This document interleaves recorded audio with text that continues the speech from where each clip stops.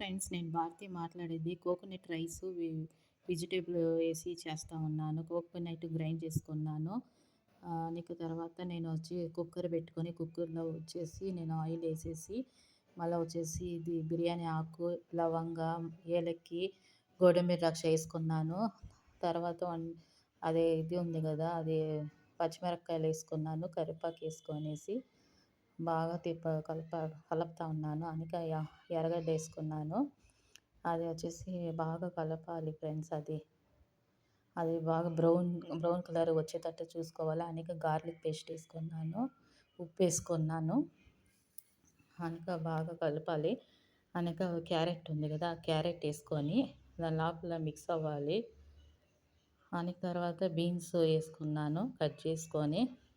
అనక బాగా కలపాలి.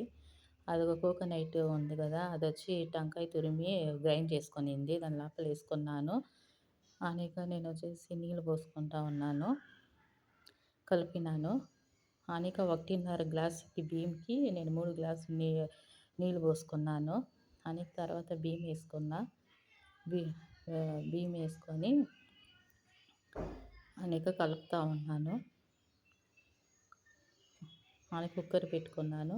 లైక్ చేయండి, కమెంట్ చేయండి, షేర్ చేయండి ఫ్రెండ్స్. బాగుంటుంది ఇది వెరైటీగా. దీనికి టమాటో పచ్చడి కూడా చేసినా, కానీ అది నేను వీడియో చేయలేదు. అయింది ఫ్రెండ్స్. అది మనం ఆవిరంతా పోయినాకనే మనం ఆ విజిల్ ఎత్తాలి. అదిగో ఫ్రెండ్స్, నేను దాంట్లో వచ్చేసి బీన్స్, క్యారెట్ వేసినాను కదా, బాగా వెరైటీగా